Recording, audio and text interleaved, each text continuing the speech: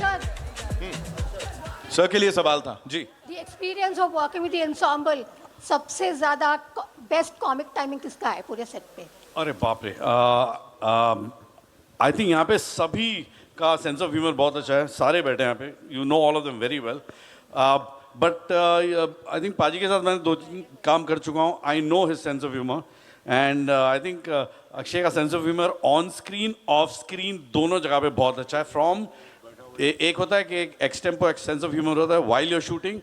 दूसरा ये है कि how to picturise a scene और उस सीन को किस तरह फनी करना है. और वो एक kind of a director's job और राइटर्स जॉब. आई थिंक उस एंगल से भी is got a very good sense with humour.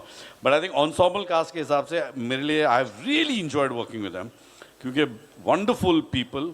And for me that is a little more important than being a great actor or anything like that कि लोग अच्छे होना चाहिए. And I have had a wonderful time with these people. I love all of them. Made some very good friends. And I made a new friend in this film which is Firoz Bhai. And I think one of the sweetest guy I've met in my life. Really, really nice chap.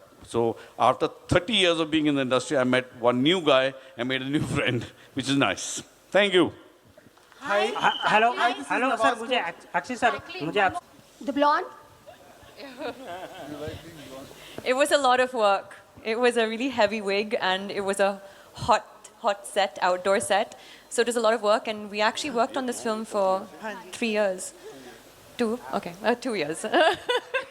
So it was a challenge to keep that as continuity. But I think because the character was framed so well, so being blonde was a lot of fun in this film. But how did you react to Ahmed when he said that this is your look?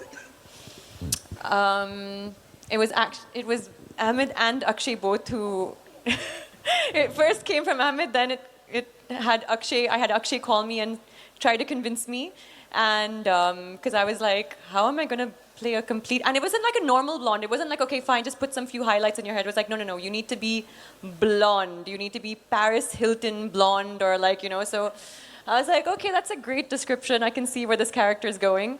But they're, you know, for me, they are visionaries and they really know. That where you know. Jitu नमस्कार सब लोगों को. बहुत सारी one day बताओ ना राजपाल. तूने क्या मौन व्रत रखा है? नमस्कार सब लोगों को. बहुत सारी बधाई. हमें इस फिल्म में जुड़ने के लिए जो सौभाग्य मिला सबका बहुत बहुत शुक्रिया. आपके साथ खड़े होने का मौका मिला उसके लिए बहुत बहुत शुक्रिया. प्रैंक जहाँ पे नीरज भोरा जी का नाम हो और प्रैंक ना हो और उसमें हंसी खुशी ना हो तो सवाल ही नहीं पैदा होता. जब मैं इस फिल्म के बारे में सिर्फ एक कि नीरज भाई से मेरा, जैसे आफ्ताब ने बताया, पहली फिल्म में एज एन एक्टर एसोसिएशन मिला मस्त में. फिर उसके बाद में एक जीवन में एक ऐसा डायलॉग मिला, सालों मंदिर का घंटा समझ के रखा है, कोई भी आके बजा जाता है. अगर जंगल ने मुझे एक्टर बनाया तो विश्वास करिए पूरे वर्ल्ड में मंदिर के घंटे ने मुझे पॉपुलर किया था. वो नीरज भाई ने लिखा था. फिर अक्षय सर के साथ में, नीरज भाई के साथ में हेरा फेरी के तो बहुत सारे लम्हे बिताए. वेलकम टू द जंगल इतने लोगों के साथ, और जिस तरीके से मैं एक बार ताली बजवाना चाहता हूं कि प्रोड्यूसर का कलेजा तो देखा, लेकिन कलेजे के साथ में उस भेजे में बिल पावर कितनी होती है वो फिरोज नाडियाड वाला साहब से बड़ा किसी को नहीं देखा. ताली बजा के दिखा दीजिए. और उसके बाद उस भेजे में क्या क्या चल रहा है, और उस भेजे को एक एक मुंडी को कोरियोग्राफ करते हुए मैंने इस भेजे को देखा. मैं अहमद भाई से पहले दिन से बोल रहा था कि अगर आप कोरियोग्राफर नहीं होते तो इन्हीं एक्टरों के साथ, जिस झामे के साथ आपने इसको कोरियोग्राफ किया, शायद 5 साल लग सकते थे. इतना इतना इतना कठिन था. इतनी सरलता के साथ एक एक चीज़ कोरियोग्राफी की. Sir love you sir. और पूरी टीम के साथ जितनी भी प्रॉब्लम थी, कहाँ जा रहे हो? नहीं नहीं, मैं बंद कर रहा हूँ। अरे अब अरे ये अभी तक हाँ सर, बोलते हैं कि जब सुबह सुबह सेट पे पहुंचते थे और अहमद भाई के साथ पहला डायलॉग हमारा शेयर होता था कि सर 5 मिनट रुक जाओ, नहीं तो फिर मैं इतना रो दूंगा, इतना रो दूंगा। मुझे एक बार, हर आदमी अपने अपने प्रश्न, मैं कहाँ खड़ा हूँ, मैं कैसे खड़ा हूँ, 35 इतने लोग, 3 कैमरों के बीच में इतनी मस्ती करते हुए मैंने पिछले 25 साल में किसी फिल्म में नहीं देखा जिस मस्ती से सारे एक्टरों ने इसमें काम किया।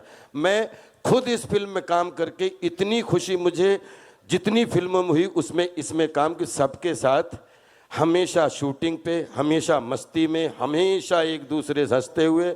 और अक्षय पाजी जो है, कहीं हाथ में गेंद, कहीं हाथ में कुछ, और इतने बड़े सेटअप के साथ। वेलकम टू द जंगल आपके आगे है और मैं बहुत मज़ा लेके कहना चाहता हूं कि नीरज भाई, फिरोज भाई, अहमद भाई और पूरी कास्ट क्रू, जॉनी भाई, परेश भाई और जितने भी अग्रज बैठे हैं सबको प्रणाम करता हूं, सबको बहुत सारी बधाई। क्या ये माइक छीना नहीं जा रहा था, ये इसकी हवा कहीं दूसरी जगह से चली थी और मैं इसलिए मैं इंतजार कर रहा था कि जब तक उधर से कुछ भी ऐसा मामला नहीं आएगा, मैं माइक नहीं, मैं खुद ही टाइम पास कर रहा था। The prank on the set. Can you please reveal about that? The prank which took place on the set. इधर बैठना, इधर कैसे बैठ पाएंगे?